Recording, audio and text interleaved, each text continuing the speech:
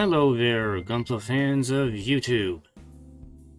It is I, once again, DZ Maven, coming at you from the work desk. My desk for everything, with another kit to talk about and review today.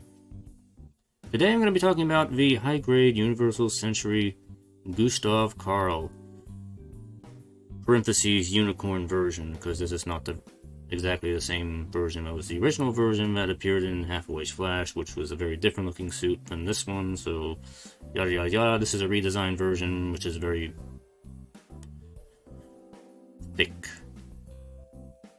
Anyway, let's get to photo gallery here.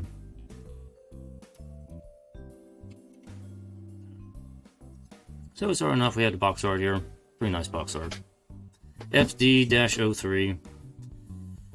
Nobody really knows what it stands for, but some people had their guesses about it, so you can make your own assumption about it. This is, by the way, this is kit 221 in the listing, if anybody was curious here. This kit came out in February of 2019 for the nice price of 2,400 yen, which makes it about $25-ish about, which is pretty good for a high-grade Universal Century kit that is actually this big, and with this amount of plastic in it. It's not bad. I picked this up at my local hobby store for $28, so it was a good buy to me, so I got it. Here's what you get. Oh, here's what you get when you open the box up. Plastic runners, stickers, booklet. Typical HGUC booklet here. Some technical information about the mobile suit itself here. And some information about the kit. So the Gustav Karl, if you read up on this here, it developed from a different lineage from the Jesta and Majagan. Apparently there were two competing lines between the Majagan and the Gustav Karl, and they were two different lines, even though they look kind of similar. I don't know. Especially the Jesta and the Gustav Karl. They kind of had the same design language in them, so... Anyway, construction of the kit, pretty simple. It's pretty simple for a larger high grade. I mean, it's a high grade kit. What do you expect? It's not a real grade or a master grade, so it's pretty simple. They do give you a little bit extra articulation inside the knee joint, and it's nice when you do get the clear pink for the visor on the kit. So that's nice to have. Nice little details to have for a high grade kit. Most of the kit is molded pretty well in color. There's really not much of anything you're going to need to do any color correcting on. They do give you these foil stickers. The biggest color correcting parts on this obviously are going to be these big black stripes that go on the legs. You have your choice if you want to paint those or not. I went ahead and used the stickers because they're just easier to use.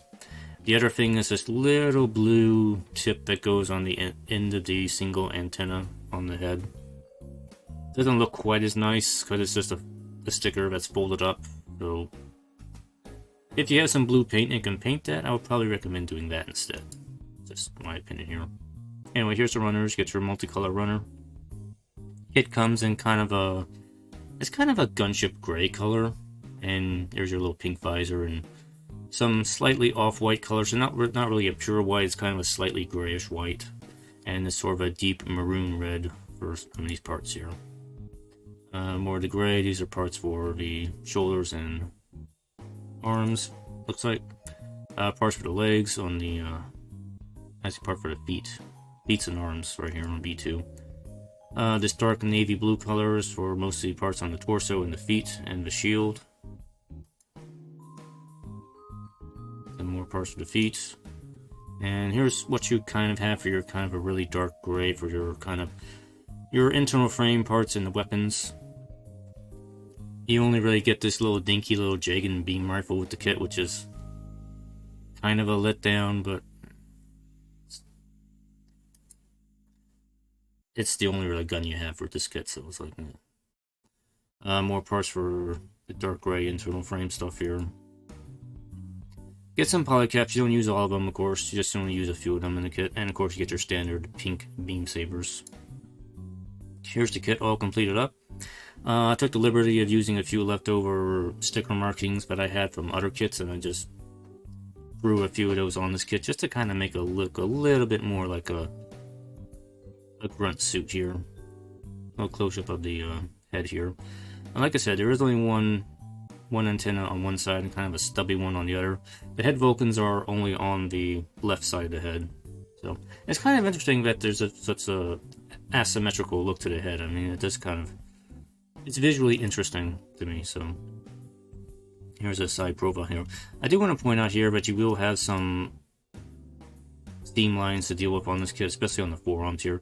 For some reason, the polycap in the right hand forearm on my kit did not want to go in correctly, and it just kind of sponged a little bit, and it's kind of pressing the part apart a little bit there. And I tried to fix it.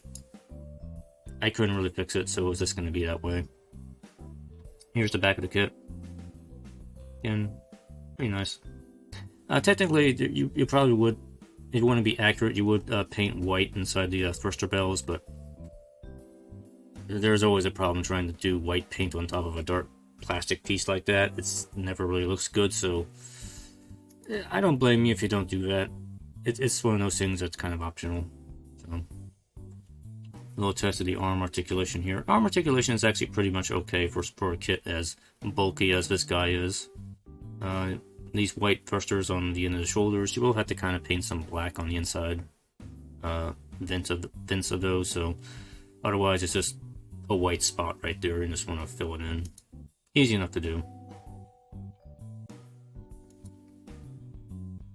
Here's the shield and the little arm that it attaches to. It's got some decent range of motion. There's an extended arm you can attach, you can switch out for, and that'll allow the shield to swing out to the front of the kit. Now we'll look at the hip articulation. It has a little bit of a variable hip, but it's kind of a back and forth things, and you get some decent range on the splits here on it. And here is the standard leg bend without the special folding extension on it, so it's okay. It's an okay leg bend. And here it is with the part that kind of slides back down into the leg. That gives you a little bit more range on the knee bend, so nice to have for a high grade kit. This is not something you normally see on a high grade kit, so it's kind of nice to have. Sorry, I must clear my throat. Close look at the feet. Something I also do kind of want to add here, there are some spots where there are some bad nubs on here, so especially on the blue parts, so kind of just watch out for that, because there's really like thick nubs on the parts, and trying to clip them all cleanly is really hard to do, so just watch out for that here. Here it is up on the action base. Neck posability is pretty decent. It's adequate. Here it is with our dinky little beam rifle.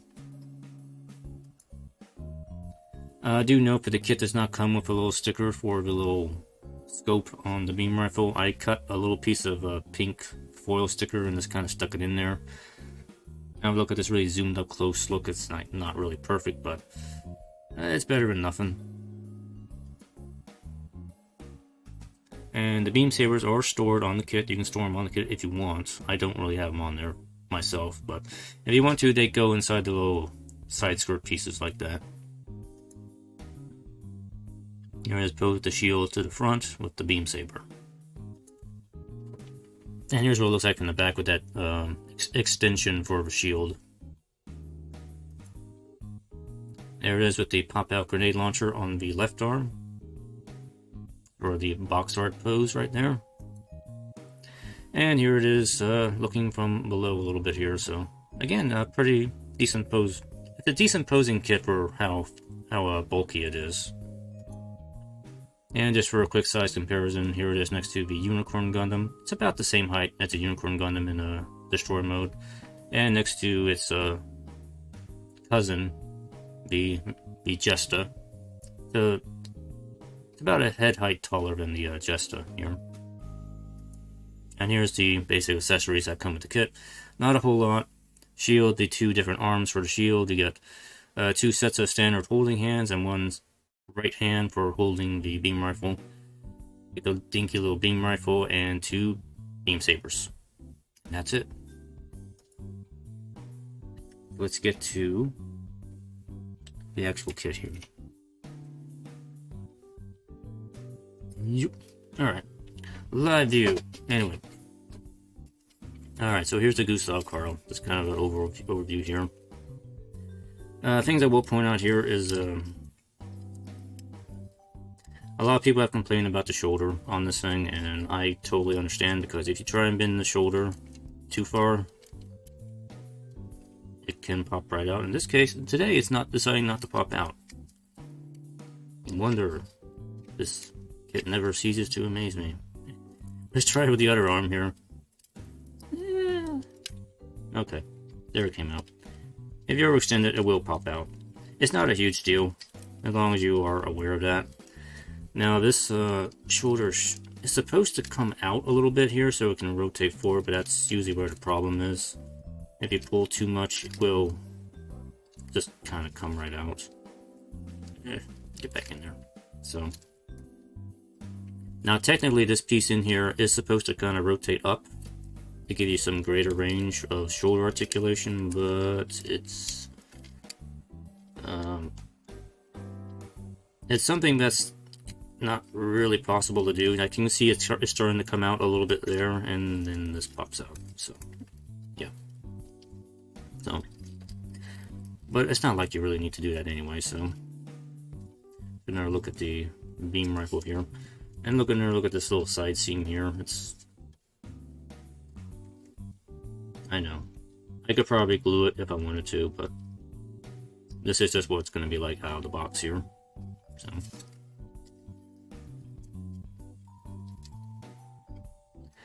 And elbow joint, grenades, pop open like that. Pretty easy.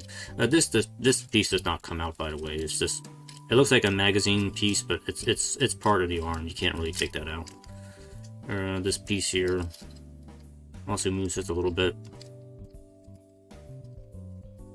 There's the kind of the range of the shield here. It'll go up and around all over, so you can kind of up and down a little bit, like so. So it's got a decent range of motion to it. So like 3 times. So these side skirts here, they will move up out of the way. By the way, they open up.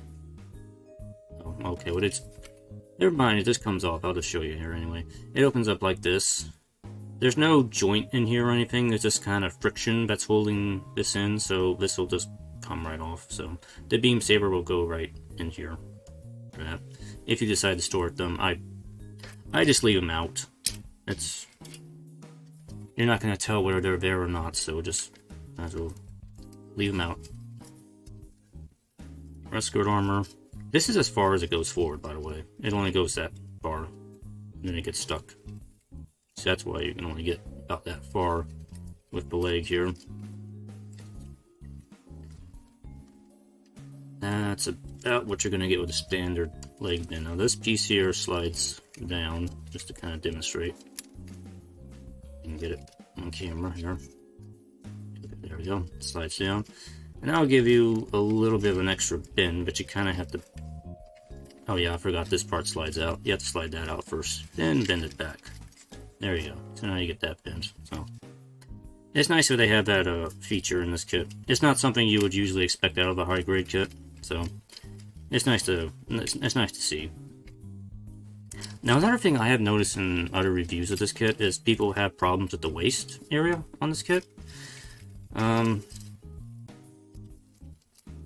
I would really have to put effort to pull that apart. So I suspect the problem is that people did not push this piece all the way in, and that's why it was loose and it fell apart on them. So if you saw my building video, I actually kind of went over that a little bit and actually tested that out and pushed this piece all the way in till it snapped, till it clicked in place, and now it's on there. It's not going to come off. So I know I hate doing the shake test on kits sometimes, but I'm just trying to demonstrate here that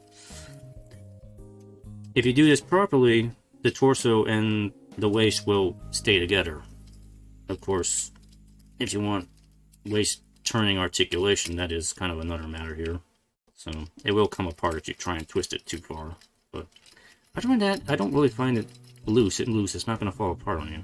It's not going to fall apart on me, so that's all I'm saying. Anyway, there's another look under the feet here, the various thrusters that are under here. So, the thruster on the back actually does move a little bit here. This one here, a little bit, and the feet, they can kind of go back and forth a little bit, like so, an angle. So, for such, again, I have mentioned this, like I said this several times already. For such a bulky kit, the articulation is actually kind of decent. This thing very much reminds me of the what was it? The Zavari from Gundam 00. Very much reminds me of that. Anyway, let's switch to the other camera here so we can see. The thing that everybody likes to see is size comparisons. I'm going to do some quick size comparisons. Standard Gundam. Again, this guy is massive next to the Gundam here. And of course, equally bigger suit, the Sazabi. And get these in frame because Sazabi is so big. Gustav Karl's in a goofy pose here. Can stand up straight. Sazabi is just a little bit taller than the Gustav Karl here, but I just want to get an idea how they look next to each other. Yeah, Sazabi is still the bigger. It's still the bigger boy here.